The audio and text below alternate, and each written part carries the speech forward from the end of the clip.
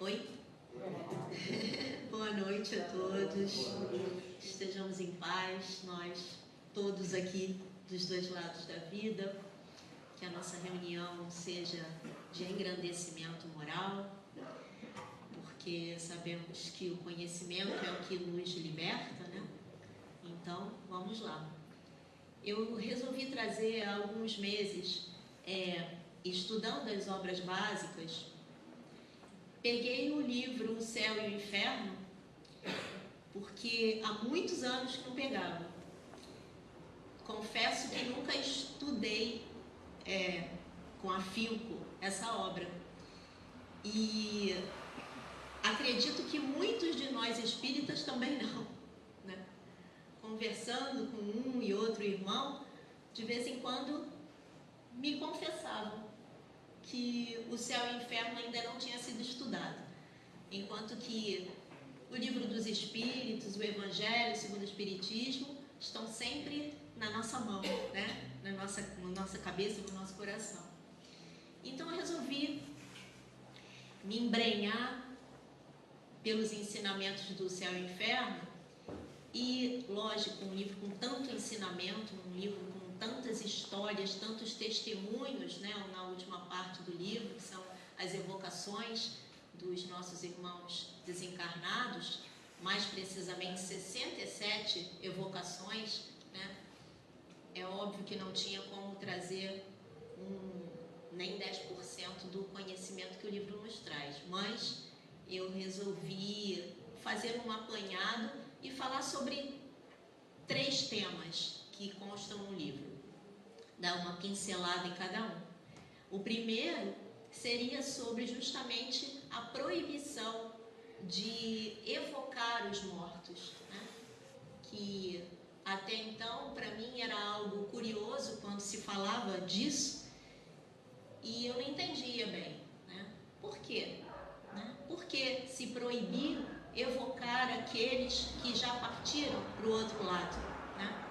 Qual problema teríamos, né, de fazer esse intercâmbio, esse contato, né, com aqueles que somos nós, né? Amanhã, que fomos nós ontem e que somente estão em uma dimensão diferente da nossa aqui, dos encarnados falando. Então, a gente vê que na história da humanidade, a Igreja Católica Apostólica Romana proíbe a evocação dos ditos mortos, e uma das alegações, talvez a mais importante, para que justificasse isso, essa proibição de evocá-los, seria por conta das antigas escrituras, né, onde Moisés traz essa proibição. E Moisés, a doutrina espírita traz um esclarecimento com relação a isso, por conta de que aquela época em que os hebreus eram escravizados, né, pelo povo egípcio,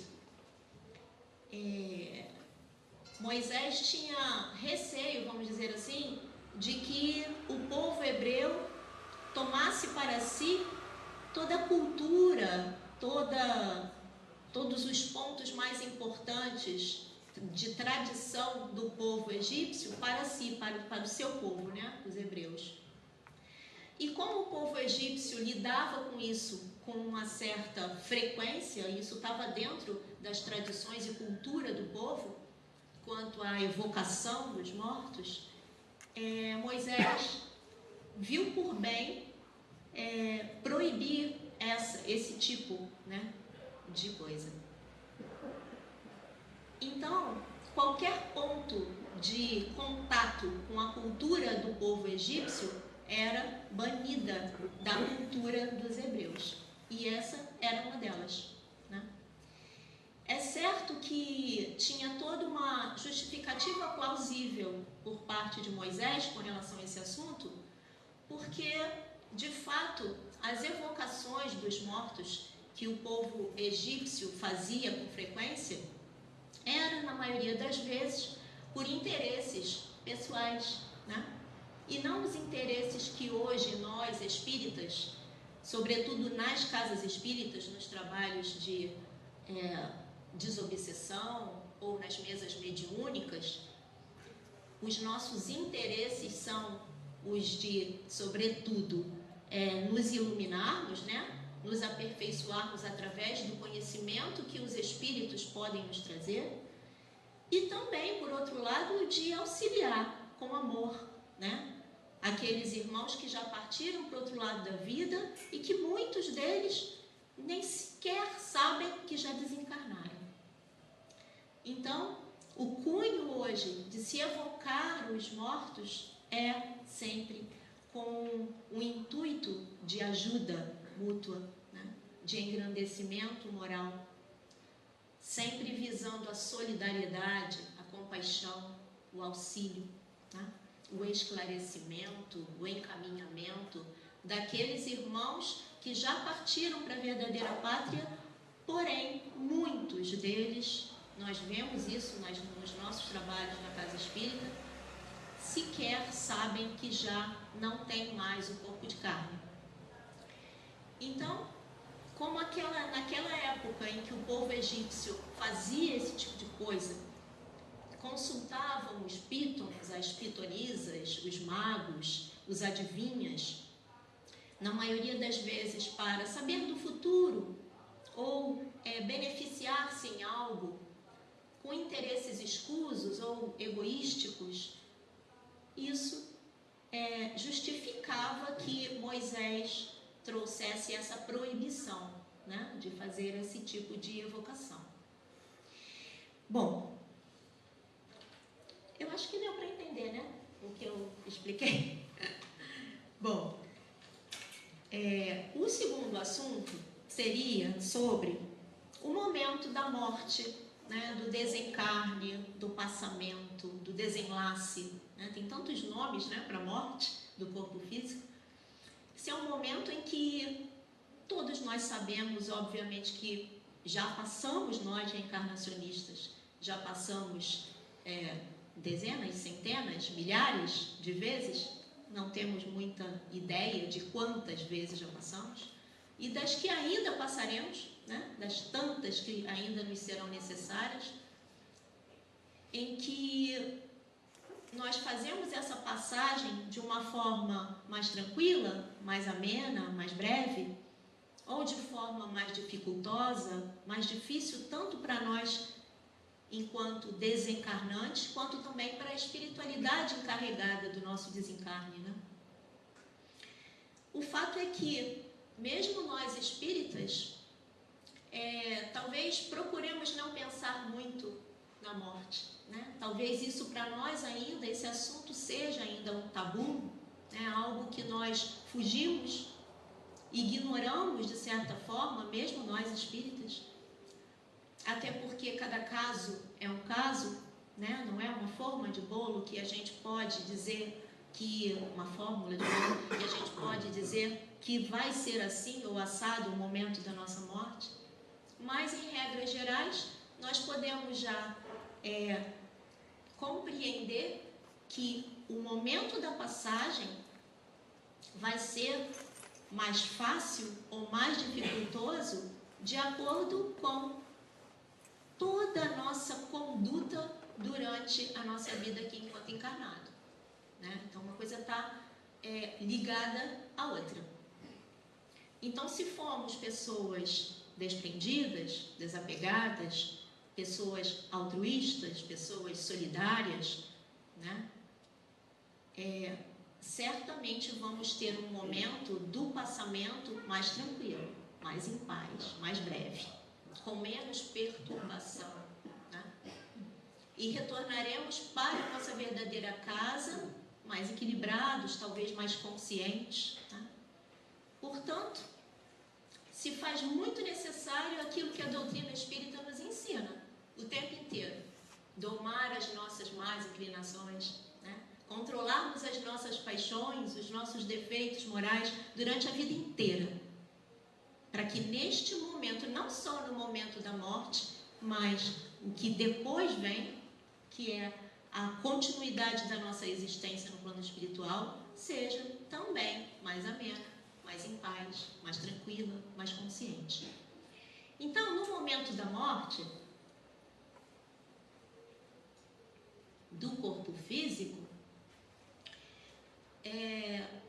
o nosso perispírito se afasta definitivamente do nosso corpo físico.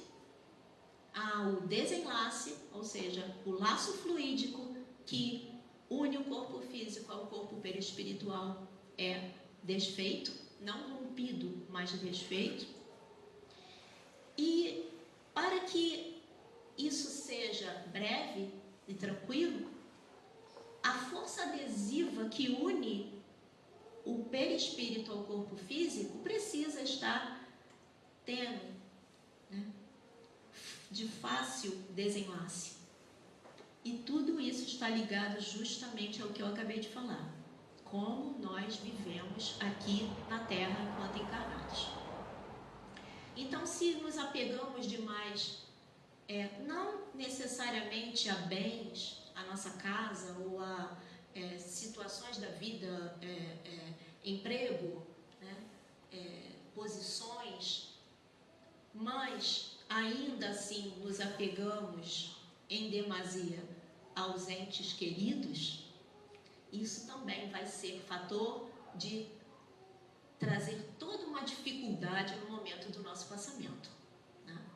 É claro que se já sabemos, nós aqui espíritas, que a vida continua, né, que a gente precisa se preocupar enquanto encarnado com tudo isso que a gente falou aqui agora, talvez tenhamos um desencarne mais em paz, né?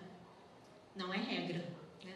Porque nós vemos que muitos irmãos espíritas passam por todo esse sofrimento por conta de apego a pessoas, talvez não a bens, mas a pessoas, né, que ficaram, que permanecem aqui na Terra. Então, isso é um trabalho diário, primeiro de conscientização do quanto é importante esse desapego, esse desprendimento, essa mudança de mentalidade, né? E tá todo dia pensando sobre isso. Aqueles que não têm entendimento nenhum do que vem depois ou até do momento da morte, não querem falar sobre, né, a morte. O meu esposo, por exemplo, se eu começo a falar desse assunto, ele fala, vamos mudar de assunto, porque eu não estou gostando dessa conversa, não. É preciso desmistificar, né, esse tema. Quantas vezes nós já passamos por isso? Se a gente parar para pensar. Agora, uma coisa é fato. Quando a gente sente esse medo, esse receio daquilo que pra gente, por nós esquecermos toda vez que a gente reencarna das outras vidas e das outras mortes, a gente tenha mais uma vez o medo do desconhecido. E mais, há alguns espíritos de luz que nos dizem que esse medo tem fundamento no sentido de que em vidas passadas, por nós termos sido ainda muito embrutecidos, né, termos cometido muito mais erros do que hoje a gente comete, a nossa morte, o momento do passamento e o pós-passamento, com certeza foi bem difícil. Então nós trazemos isso no nosso inconsciente, né? O quanto nós já sofremos de outras vezes que nós desencarnamos. Então, aquela questão de que gato escaldado tem medo de água fria, né, é mais ou menos por aí. Então, para que nós mudemos essa situação e não tenhamos mais medo deste momento e do que vem depois, façamos o melhor que pudermos hoje pelos nossos semelhantes, termos todos os dias uma causa justa e útil para lutar por ela, trabalhar firmemente em prol de uma causa ou de alguém, sempre com bons propósitos, sempre tentando acertar e se melhorar. Então, essa talvez seja o grande pulo do gato, né, que a gente tem que trabalhar. E o outro fenômeno que que ocorre nesse momento do passamento é a perturbação, né? Uns passam por mais tempo, de forma mais brusca, e outros menos. Aqueles espíritos que hoje são nossos exemplos de vida, como Chico Xavier e outros tantos que nós conhecemos bem, até ajudaram, no momento do seu passamento, a fazerem o próprio desenlace, né? Se não me engano, Ivone Pereira foi uma delas, né? Que no momento do seu desencarne, ela própria, né? Não precisou de grande ajuda para que houvesse o desenlace e ela se desprendesse do corpo físico, definitivamente. Mas nós, meros mortais, né? A coisa já é um pouco mais diferente, né? Então, nesse momento da perturbação, quando o corpo físico ele já está desligado do corpo perispiritual, essa perturbação é algo normal de acontecer, né? Essa perturbação pode levar algumas horas, alguns dias, alguns meses e até anos. E mais uma vez, na prática, nós vemos nos trabalhos da Casa Espírita irmãos chegando completamente perturbados, sendo que muitas vezes já estão desencarnados há décadas. Então é muito triste que isso ainda aconteça, né, entre nós. Por isso a necessidade de nós ajudarmos, né, socorrermos, porque podemos ser nós amanhã, né, nesta mesma posição. Bom, e com relação às evocações dos ditos mortos, das 67 que constam no livro, eu escolhi 2, né? Até por conta do tempo, que é escasso. Dessas 67 evocações, tem de espíritos bem evoluídos, né? Espíritos felizes, de espíritos criminosos, espíritos suicidas, né? Espíritos que passaram por expiações terrestres, espíritos arrependidos. E eu escolhi de um espírito feliz e a outra evocação de um espírito que passou por expiações terrestres, para que a gente pudesse fazer aí um comparativo, né, de 2 casos diferentes entre si. Então, do espírito feliz, foi a história de Victor Leblouf. O Victor, um rapaz que faleceu aos 20 anos de idade. Ele, desde muito pequeno, ele tinha uma enfermidade que ele sabia que o levaria embora desta vida cedo, né? Era um rapaz totalmente voltado, um espírito evoluído, com certeza, voltado para os cuidados da sua mãe, que eram só ele e a mãe na vida. E ele cuidava dessa mãe com tanto afinco, com tanto amor, com tanto cuidado, né? E era do trabalho para casa, da casa para o trabalho, né? E se privava de qualquer tipo de diversão, de lazer, e vivia para trabalhar, para sustentar essa mãe e para cuidar dela. E aí, numa noite, chegando do trabalho, aos 20 anos de idade, ele se sente muito mal e percebe que está chegando a hora do desencarne dele, né? E aí ele vai até sua mãe e pede para que ela vá se deitar mais cedo, porque ele também não estava se sentindo bem, precisava descansar. E aí ela vai deitar, ele também. E durante a noite, essa mãe acorda com uma luminosidade no quarto, e essa luminosidade cresce, e dessa luminosidade aparece o espírito do filho. E esse espírito começa a ascender, né? E a mãe entende ali intuitivamente que ele iria desencarnar, que era chegado o momento do desencarne dele. E de fato, no dia seguinte ele desencarna, tranquilo, em paz, em meio a orações. E a mãe fica sozinha na vida, né? Havia um casal, nada é por acaso nessa vida, vida, né?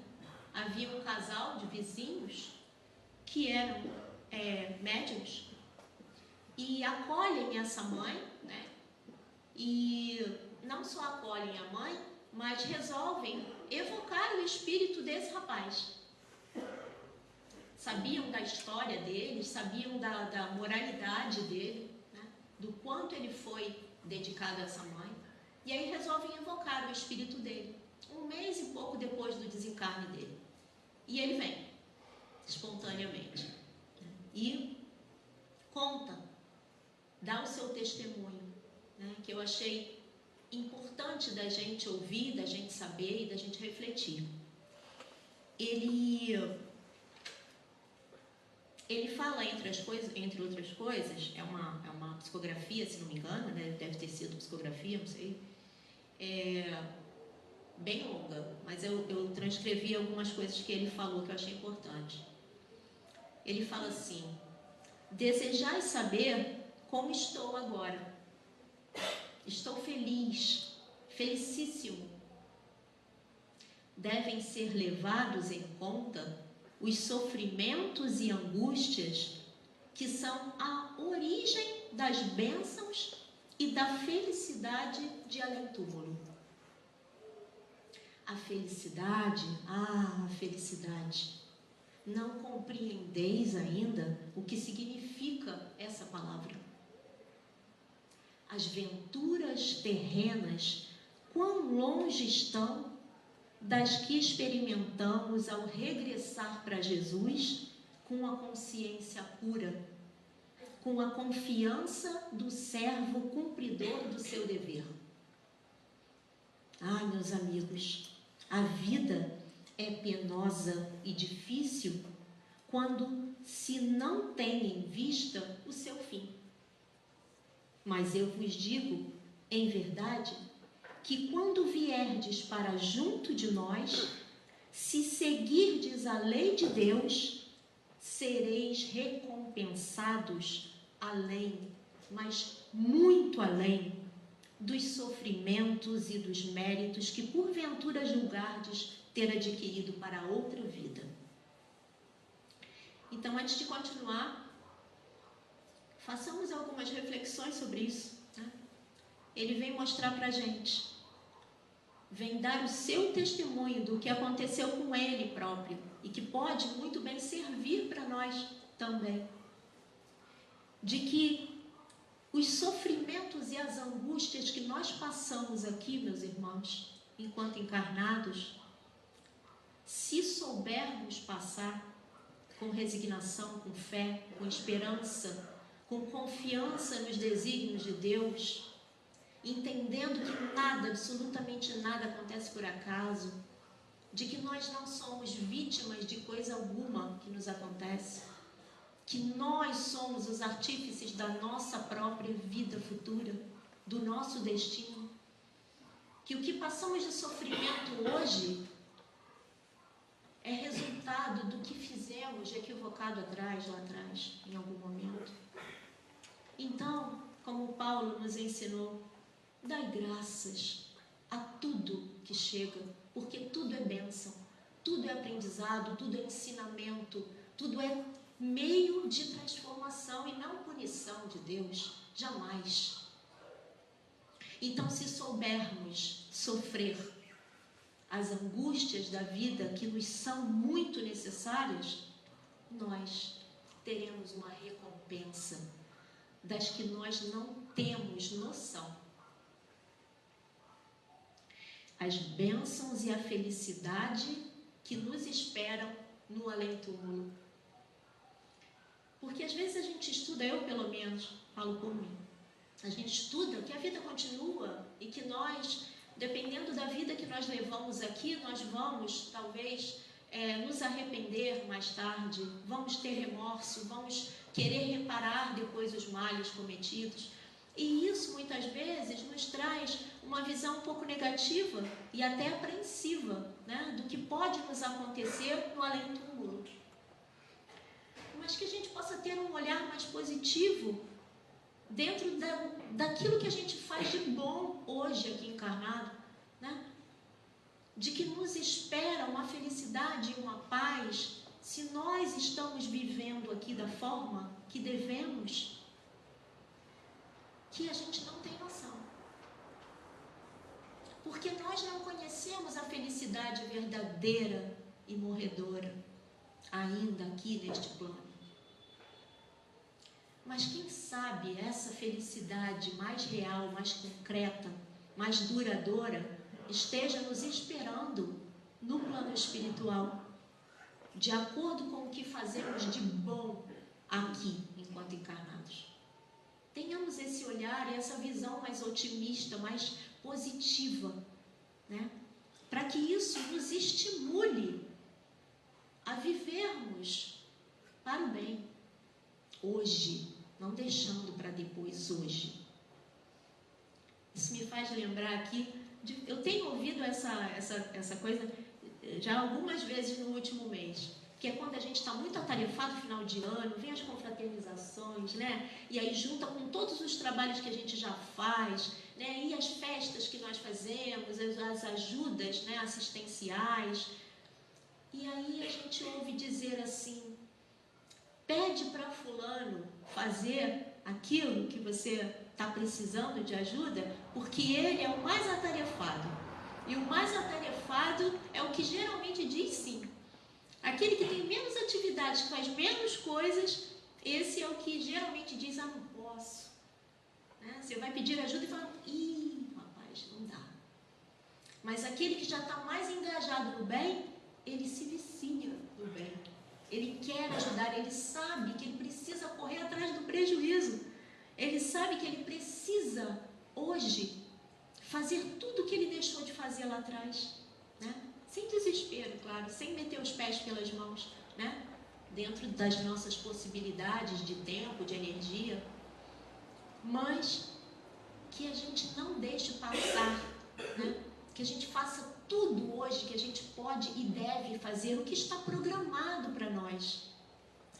Se a gente refletir sobre a nossa vida, a gente não vai deixar de fazer aquilo que às vezes a gente já faz e que em certos momentos a gente vacila, a gente repensa. Será que é para eu fazer isso mesmo? Ou continuar fazendo isso? Estou tão cansado, estou tão atarefado, né? Ou aquela coisa não está dando muito certo, né? Eu tenho passado por essas questões. Tem uma festa que a gente faz no final de ano para a comunidade lá do Alto Floresta, para as crianças especificamente, que de uns anos para cá vem crescendo de uma tal forma, o número de crianças que aparecem a cada ano para buscarem os seus presentes, né? E as crianças ficam naquela expectativa o ano inteiro, né? De ganhar o kit lanche, o kit higiene, o brinquedo, a roupinha, o sapato, né? Que a minha casa tá assim, um caos de tanta coisa que tem, e eu não tenho espaço, né, suficiente para tanta coisa. E isso tem me trazido uma certa inquietação, até palpitação. Ultimamente eu não consigo dormir pensando nisso. E cheguei a pensar ontem em desistir dessa tarefa. Mas quando eu pensei em desistir, imediatamente me veio à cabeça e no coração aquele aperto, aquela angústia, tipo assim: vai desistir da tua missão, de uma das pequenas coisas que você faz, né? De uma das suas doações mais importantes nessa vida, que é uma coisa ínfima, mas que é a tua pequena missão, uma delas. Não. E aí eu fui para o banheiro, que é o que geralmente eu faço, sentei no vaso sanitário, chorei e pedi: meu mentor, me ajuda a arrumar uma solução para isso, porque os meus familiares já não aguentam mais viver nesse caos, né? E quanto mais vai chegando no final do ano, vai ficando mais complicado. E hoje de manhã,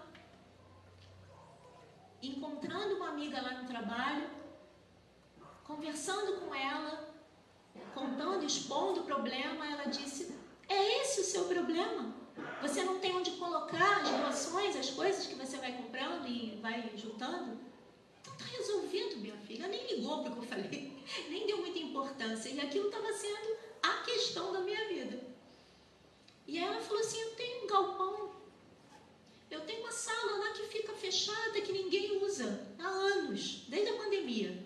E foi justamente quando eu comecei a fazer esse projeto. Aí eu falei, você está brincando comigo? Ela falou assim, enquanto eu não vender aquilo lá, você pode ir usando. O dia que eu precisar, eu te falo, olha, Bianca, não dá mais. Tira suas tralhas de lá, porque eu vou precisar do espaço. Mas ela tem realmente, eu já ouvi, já conheci, um espaço enorme em Olaria. E vai ser lá. Então, o que não é senão a espiritualidade agindo, conspirando a nosso favor, quando a gente tem alguma pequena boa vontade de fazer alguma coisa em prol de alguém. Então isso foi assim, um tapa na cara para mim, né? De tipo assim, vai desistir por tão pouco? Tem que ser um grande estímulo para mim e espero que sirva para todas as pessoas que eu contar isso, né? Que a gente engaje em alguma coisa, em alguma causa, e que a gente faça, de repente, dentro de uma ONG, dentro de uma casa espírita, em qualquer lugar, um pouquinho dessa tarefa, né? Desse todo, mas que precisa da nossa ajuda, precisa desse nosso pouquinho, né? E que a gente se inspire nisso. Então ele fala que as venturas terrenas, quão longe estão das que experimentamos quando a gente regressa para o plano espiritual com a consciência pura e com a sensação de dever cumprido.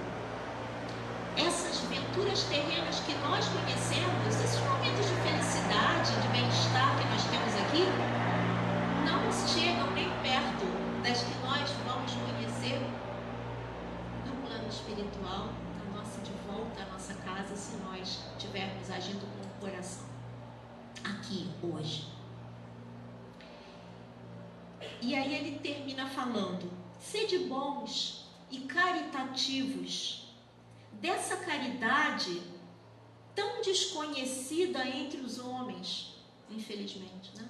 E que se chama benevolência.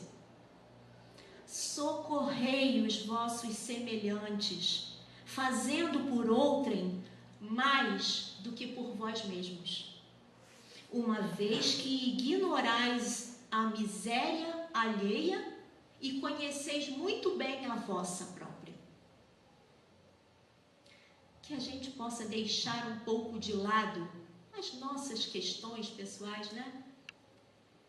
Os nossos medos, os nossos anseios, as nossas dificuldades, os nossos erros, os problemas mesmo do dia a dia, dentro da nossa família, no nosso trabalho, e vamos um pouco parar com isso e nos voltar para a miséria alheia, para as dificuldades alheias. Que como num passe de mágica parece que tudo se resolve na nossa vida.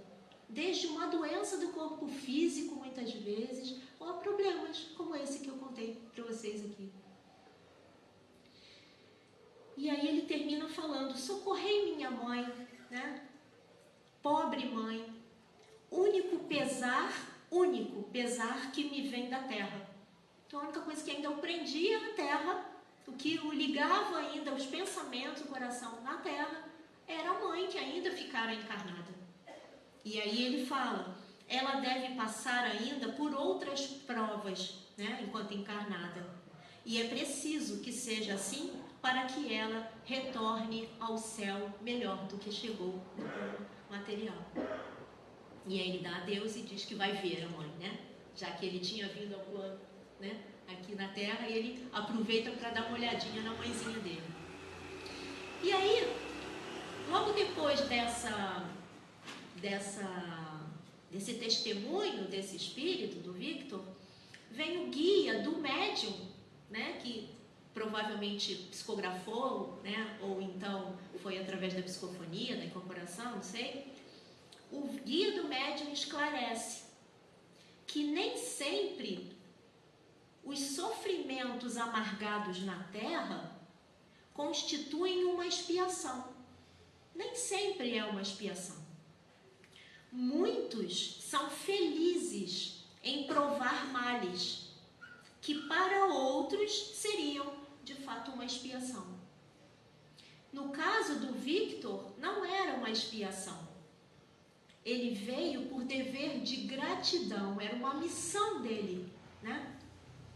Talvez a gente ache que uma pessoa que só trabalhou, tá certo que ele desencarnou muito cedo, né, aos 20 anos de idade, mas uma pessoa que só vivia para o trabalho e para casa, e que a única coisa que ele fazia, de fato, além do trabalho, era cuidar da mãe, estar com a mãe, né, amparar a mãe, amar a mãe. Talvez nos pareça algo muito ínfimo, né, pequeno, mas é só isso, a vida dele era resumida a isso. Essa era a missão dele? Era essa a missão dele. E quem de nós talvez não tenha até já passado por isso com algum ente querido enfermo, né? Que tenha ficado numa cama e que talvez você tivesse que largar tudo o que você fazia na sua vida pessoal para cuidar daquele ente querido, né? Até que ele desencarnasse, talvez. Eu conheço pessoas assim. Eu tenho uma amiga que há 10 anos ela cuida de uma mãe enferma, que já está lá com seus 94 anos, e ela até brinca, falando assim, olha, se ela demorar um pouco mais para desencarnar, quem vai desencarnar antes sou eu. E ela até tem, de fato, esse receio, né? Porque se ela desencarna, quem vai cuidar da mãe? A missão dela, hoje eu entendo, e ela teve que se afastar dos trabalhos da casa espírita, porque ela era médium também da casa há muitos anos, por conta dos cuidados a essa mãe, que requer total atenção full time. E hoje vejo, depois de ler o caso do Victor, entendi que essa é a missão dela. De 10 anos para cá, quando a mãe teve problemas mais sérios de saúde e necessitou dos cuidados dela. Então, cada um de nós tem a sua pequena missão. Procuremos qual é a nossa. Se a gente refletir, onde a gente está? Qual é o nosso trabalho? O que a gente faz na vida? Onde a gente está engajado? Numa casa espírita, num trabalho na casa espírita? Num trabalho independente do que seja, cuidar de alguém, né? Mas que a gente faça com afinco, com amor, com dedicação, entendendo que aquele é o meu lugar de trabalho, de missão, e que não precisa ser necessariamente uma expiação, como é para muitos de nós, né? Quantos filhos, por exemplo, que não conseguem cuidar dos seus pais, né? Seus pais enfermam e eles não conseguem cuidar, preferem levá-los para uma casa de repouso, né? Enfim, cada caso é um caso, nós não estamos aqui para julgar, né? Cada um dentro das suas possibilidades, né? E da sua missão, mas que nós façamos a nossa. E aí eu coloquei aqui a frase: ele soube imolar-se por uma causa maior. Ele abdicou de ter uma namorada, de ter amigos, de se divertir, como todo jovem faz, né? Para cuidar da sua missão e deixar essa felicidade maior para depois, para o plano espiritual, para quando ele voltasse para a verdadeira casa. E assim aconteceu, né? O outro caso, eu não sei se vai dar tempo. Vou ser mais breve, tá, gente? É o de uma expiação terrestre, né? Já meio que um outro lado, né, da moeda. É do Joseph Metri, o cego.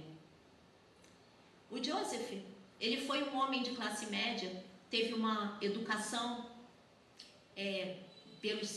através de seus pais muito primorosa, né? Foi um homem de bem, com uma fé inata, e que aos 20 anos ele perde a visão. Teve um problema, uma enfermidade, e perdeu a visão dos 2 olhos. Aos 40 anos de idade, 20 anos depois, né, ele veio a ter uma outra enfermidade que o deixou também surdo. Então, dos 40 até os 50 anos, quando ele desencarna, ele fica cego e surdo e vive assim, né? E de uma forma resignada, tranquila, em paz. Pois bem, ele desencarna e uma pessoa que o conhecera em vida, achei até interessante, na presunção de que poderia receber instruções úteis dele já em espírito desencarnado, o evocou, né, espiritualmente. E ele vem trazer o seu testemunho. E ele fica feliz por isso, né, de saber que ele poderia ser útil, porque realmente a história que ele tinha para contar, a história de vida dele, era bastante peculiar, né? E aí ele vem contar, ele já em espírito, desencarnado, né? Ele vem contar que aquela última encarnação não tinha sido a primeira encarnação que ele estivera cego, deficiente visual. Que na vida anterior a esta última, ele, aos 20 anos de idade, ficou cego, mas porque ele buscou, de alguma forma, por indisciplina, por descaso com a própria saúde, ele ficou cego aos 20 anos. Não sei qual foi o que ele fez ou deixou de fazer para ficar cego, para perder a visão, mas foi negligência por parte dele, né, com a própria saúde.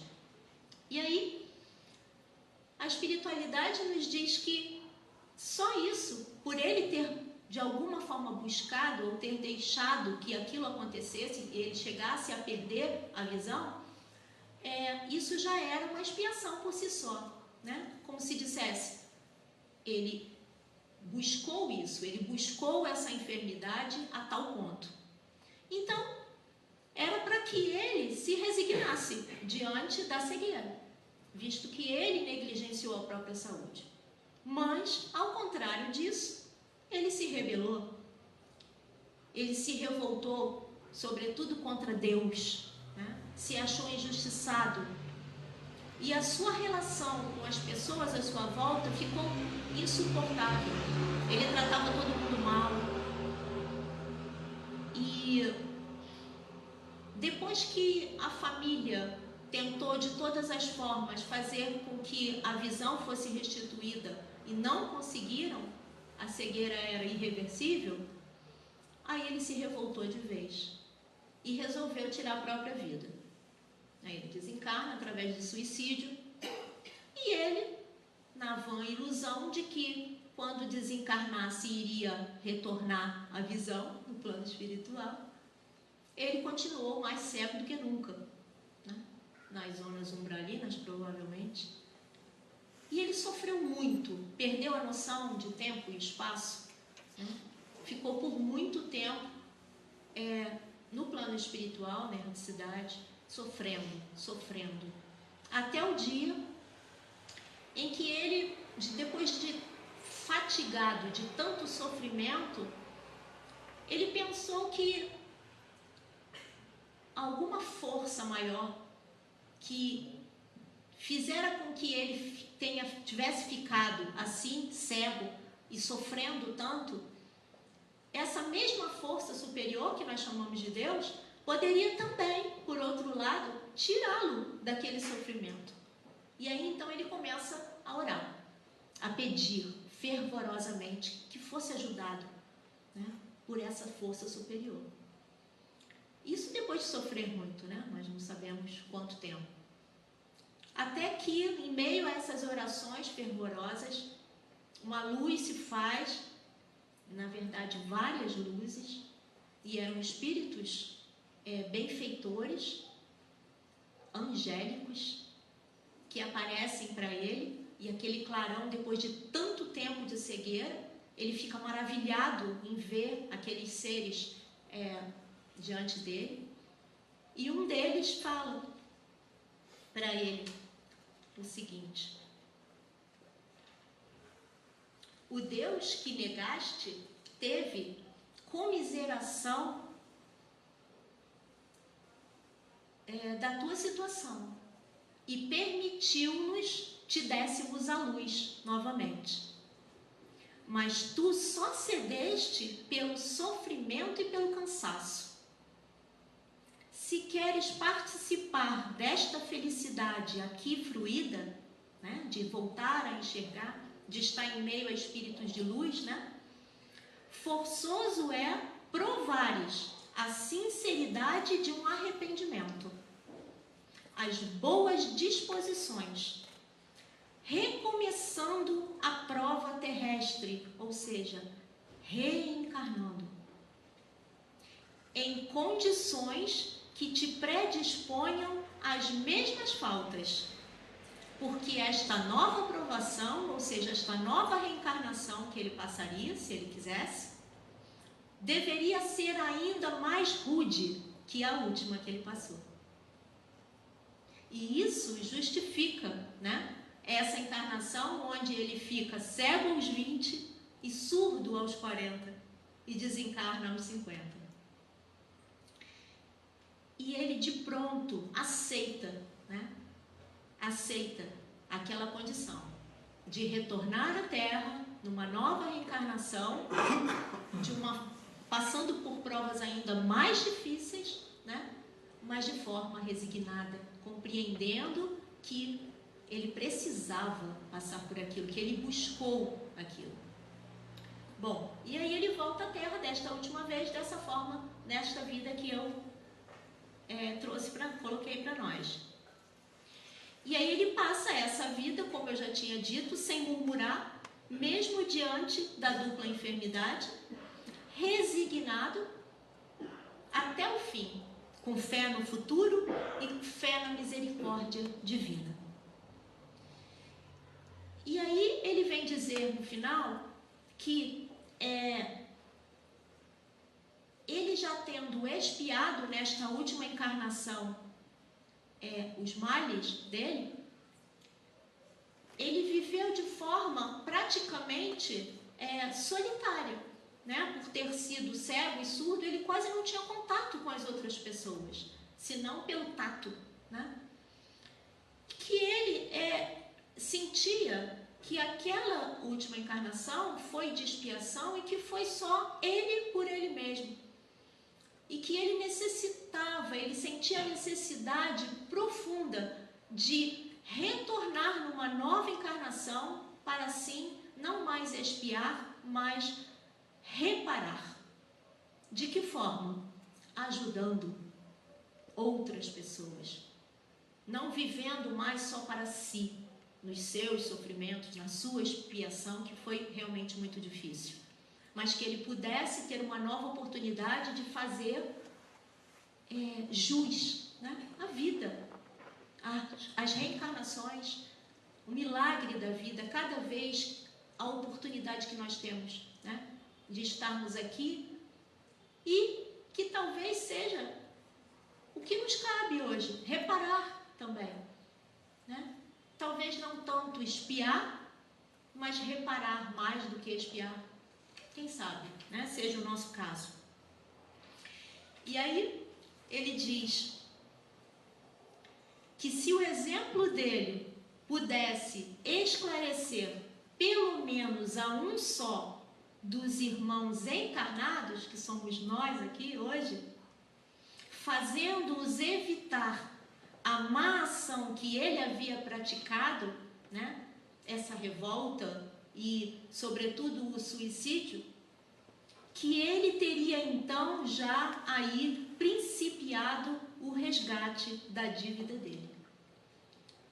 Então eu fico imaginando o quanto ele, como espírito já liberto, nessa ânsia de voltar à Terra e para reparar, para cuidar do outro, para viver em prol de uma causa maior, sabendo que nós estamos aqui hoje ouvindo a história dele e que tenhamos tido uma lição, né, de como nós devemos proceder diante da vida, do entendimento das coisas da vida e de que nós necessariamente não precisamos passar pelos mesmos sofrimentos que um irmão nosso infelizmente teve que passar. Que a gente aprenda as lições dos outros, mesmo que negativas,